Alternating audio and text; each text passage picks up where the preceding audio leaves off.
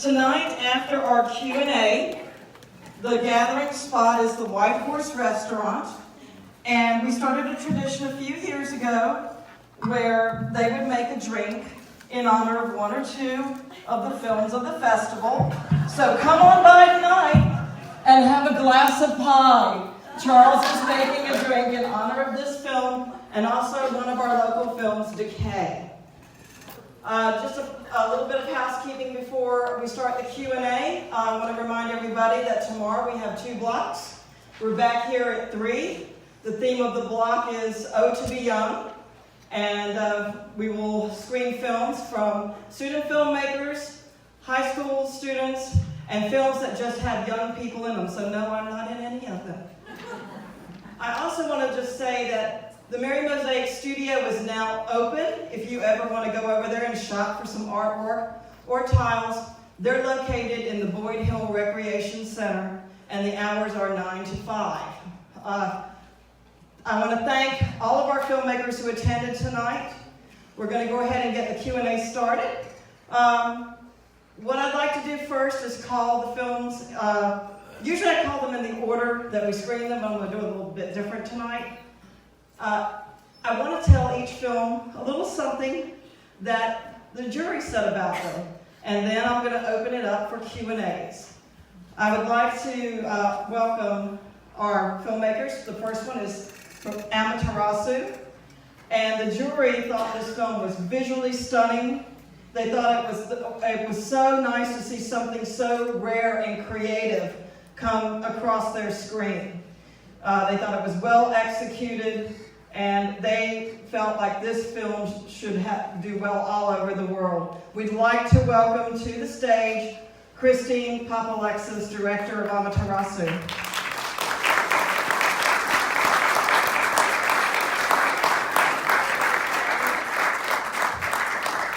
It was fun having a jury that was part male jurors and part female jurors, because boy did I get some interesting comments about pie. One juror said, I really thought it was funny and I didn't even mind the cannibalism. They felt like they found a new dynamic duo. Everyone wants to see Adria Tennor and Jessica Perret team up again. They felt like the chemistry was good, the film was well executed, and it is so hard, as the jurors said, to get comedy right. The timing has to be perfect or it falls flat. The timing couldn't have been better on this one. The jury just absolutely loved it. They knew you would too. We would like to welcome Adria Tennor to the stage, director of Pie. And I'm delighted to say that this is not our first time with Adria. She had a film here a few years ago called Cracked, which was a drama. And now we can see how versatile she really is. Adria Tennor, everyone.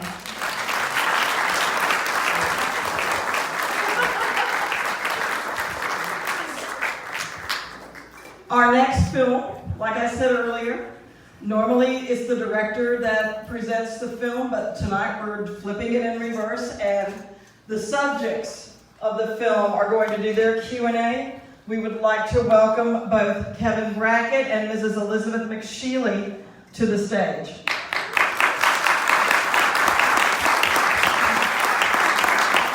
When the jury finished watching this film, everyone sent me memories of teachers, and they just thought the film was wonderful, and they can't imagine what it must have been like for you to have received a letter. That must have been quite a shock. Yeah, I'm sure it was. So I'm going to start, I'm going to ask one question of everybody, and then it's going to be y'all's turn. I said y'all, I usually don't even say that. Okay, so for Amaterasu, the film is obviously a puppetry film, and we've had at least one every year, but we've never had one quite like this before. How did you get the idea to do it in this manner? Well, I've been a puppeteer for many years, and I work in the film industry, but I started out with marionettes. But there's actually a long tradition of doing sort of found object puppets, and of course, assemblage art. You're probably all familiar with, the surrealists that did, ready-mades, what Man Ray called them.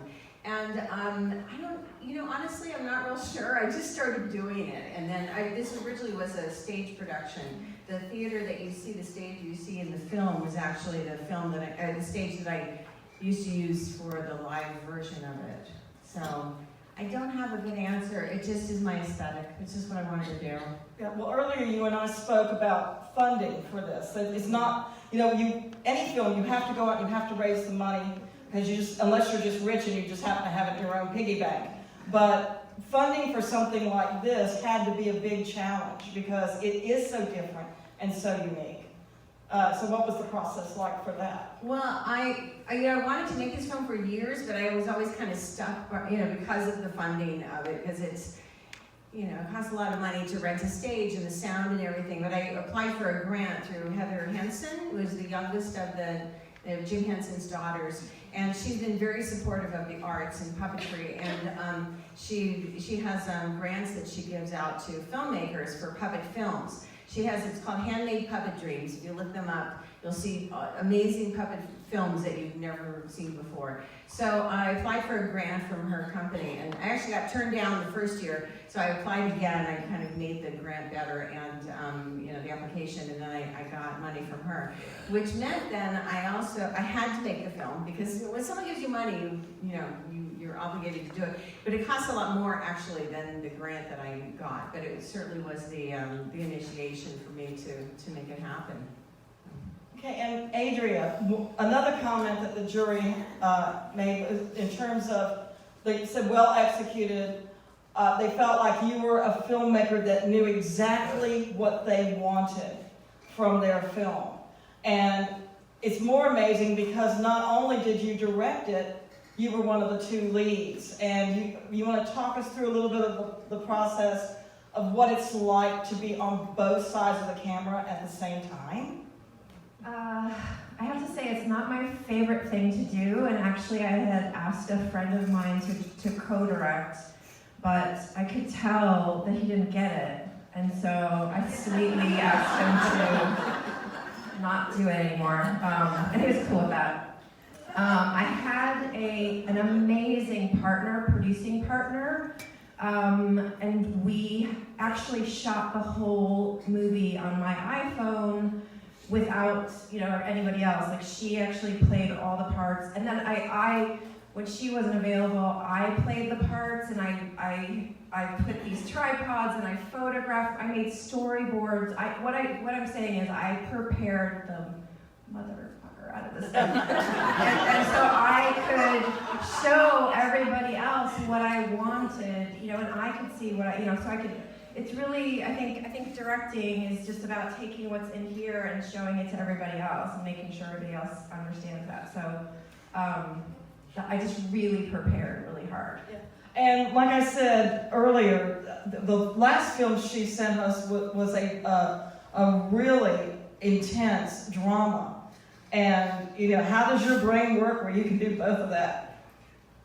I mean, I feel like this is a drama. This is just like maybe the other side of the drama, and something that I always do for myself is take something that's really, really painful and make something out of it, and that is a really therapeutic thing, and hopefully it's enjoyable. I try not to make it too self-indulgent. So I learned in an acting class, I was starting to write monologues, and I had written this thing that I thought nobody would care about, and it was just so personal, and I did it for my acting class, and everybody went crazy for it. I guess because it was so personal, and I was so scared to tell it. So I would just say, if there's something that you think nobody else wants to hear about or cares about, that's probably exactly what you should be talking about and sharing. And I'm going to ask Mrs. McSheehey the first question from The Gift of the Red Fern.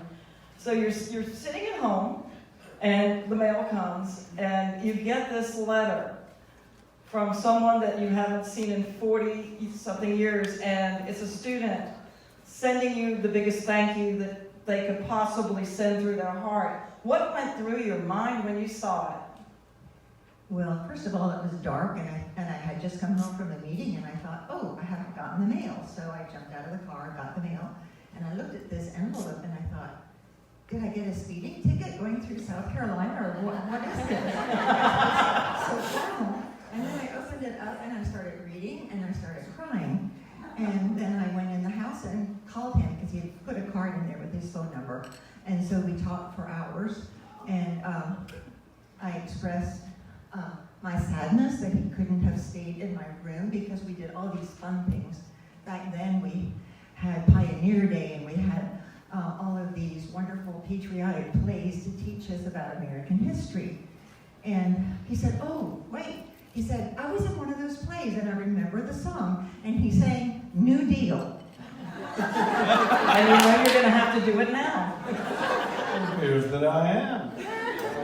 So she lays this out. She said, you couldn't have possibly been there though long enough to do that. And as soon as she said it, I said, to straighten business up, we're going to put the tariff down, and TVA will light up homes for miles and miles around. And I went on and on. I won't torture you with my dad.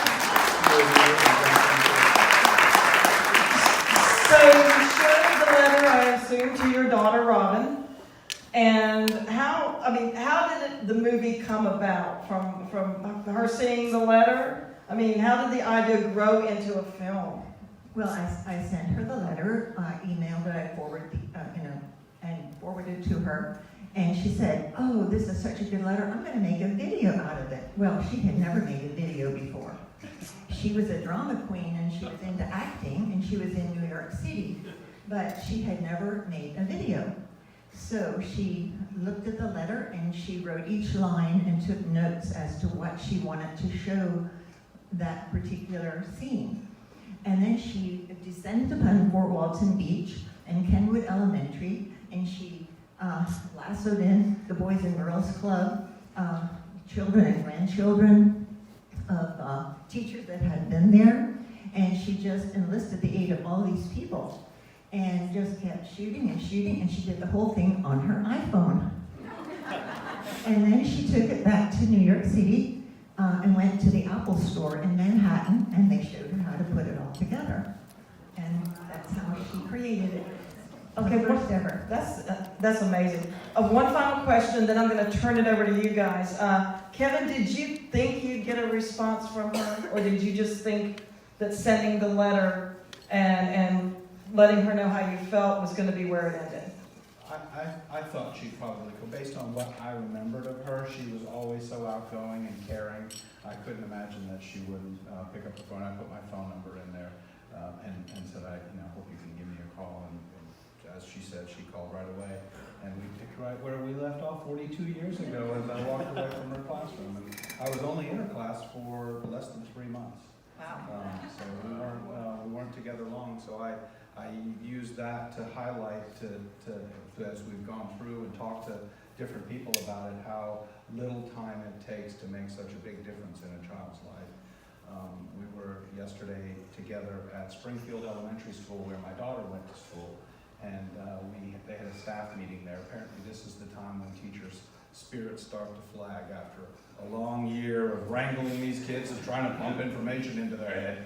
They kind of burn out, and so the principal said, I usually use that as an opportunity to kind of give them a pep talk. And so the pep talk yesterday was Mrs. McSheehey and I read the letter to her to demonstrate to them that each of them has a Mrs.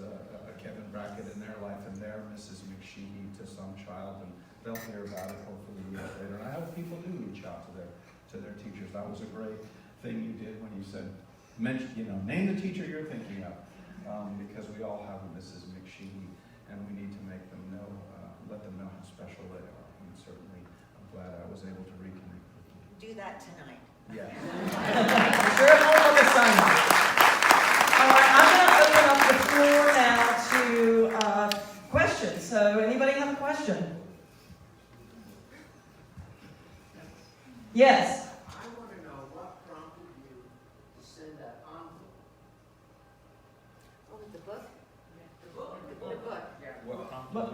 What prompted you to send the book to him? Oh, why did I send the book to Kevin? Because I knew he loved it so much, and I felt like that would keep the connection going. And I really don't think I pondered about it. I just think I did it on impulse, thinking. I always love my kids so much. I really, really do, and I just share everything with them. And I just felt very close to all of my children. And so it was natural for me to do that, because I try to be kind. All right, any other questions? Yes. I think those three are wonderful films, and I don't mean to point one question because they're all worthy of exchange. I wish I could ask this question, but how did you cast your show, McSheehey? How did y'all cast the young man that played Kevin? He doesn't look that much like you, but Most of the stars are relatives. The little boy is my husband's sister's grandson. It's our grand-nephew. And my daughter played me, and my granddaughter played the destined teacher, and my son played the courier. And this is another puzzle we had.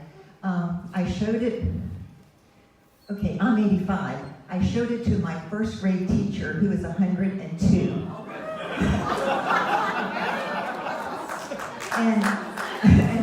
And she and her daughter-in-law, who had taught, said, that's really strange, normally the couriers don't come to the classroom.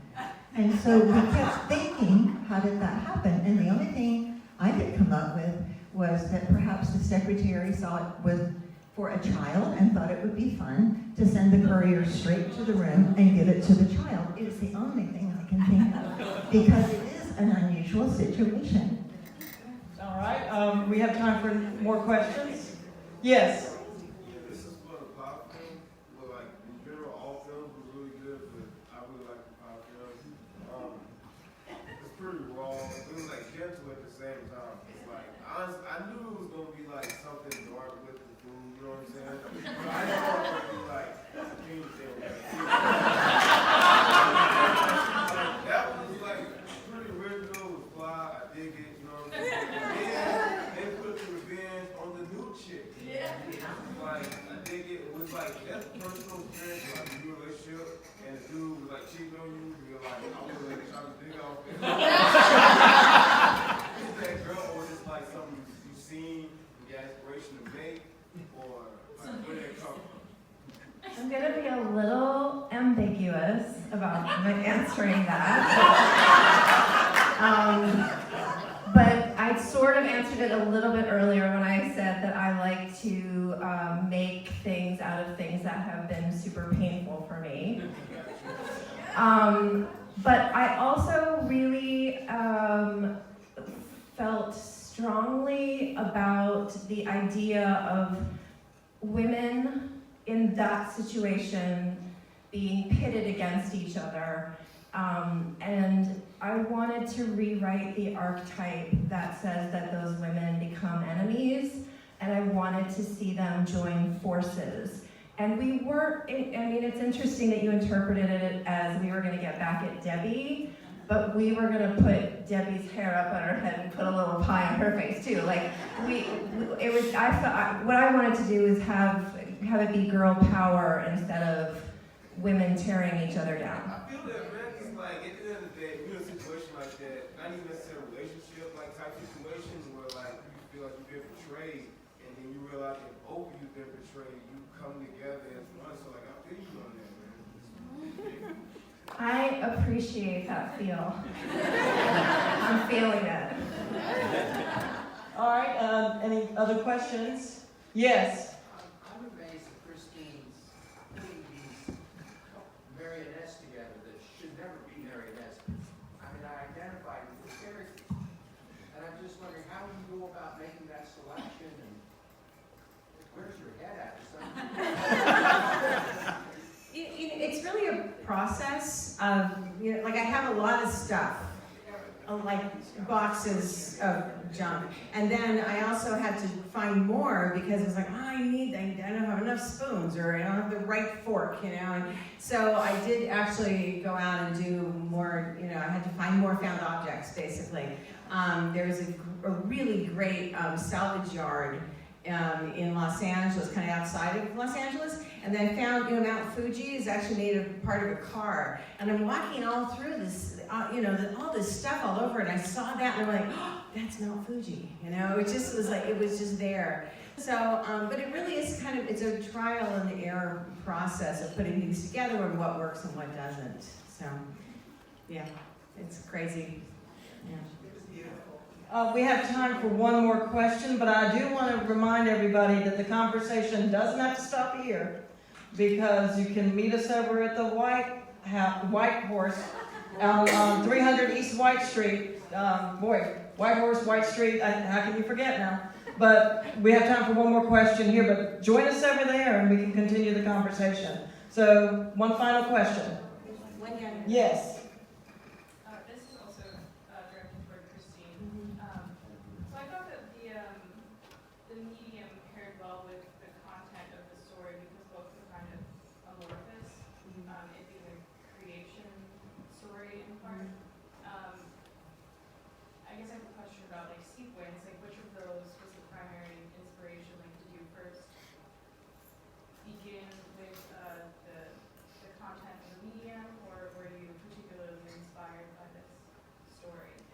You know, I did, since this was originally a stage production, I actually had done another short marionette show before this called The Witch's Egg, which is an old Slovakian tale that has a little girl and a witch, and her head is made of a raccoon skull, and she comes flying in on a huge egg.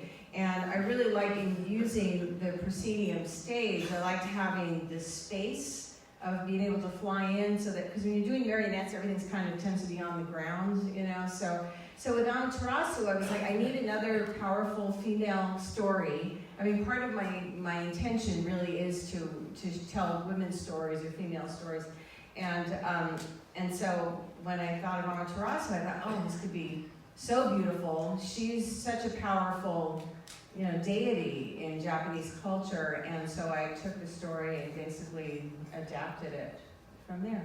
So that was kind of the inspiration. And she lights up, and Susanoo lights up, and you know, there's just some really great, you know, opportunities to have something really beautiful. I just also wanted to say before we go that thank you, Karen. I think Karen has done an amazing job putting together this festival. We can't do it without you guys. I appreciate you guys coming so much, and we are going to be saying goodbye after tonight to Daryl Willard, whose film, Who's With Me screened last night to a very enthusiastic audience. This is our last day with Miss Christine Papalexis. We thank you for coming all the way from LA, and also Adria Tennor, thank you for your devotion to this film festival. You've taken a chance on us twice now. Thank you for coming in from LA as well. And to Mr. Kevin Brackett and Miss Elizabeth McSheehey, we'll be talking about that film for years. We hope that everybody will join us tomorrow night at 3 p.m. for Oh to Be Young. Tomorrow, bring your cell phone, because you have to have a cell phone for the first film, or it won't make any sense whatsoever. So we don't want you to turn your cell phone off for the first film. We want you to turn it up as loud as you can, and you'll enjoy an interactive moment with us. Tomorrow night at 7 o'clock, the theme will be movable type. All the films tomorrow night are based on books, op-eds, or plays. So we will see you back at this location tomorrow. Thank you for coming. Don't forget to go to the White Horse. Thank you. And we'll see you tomorrow.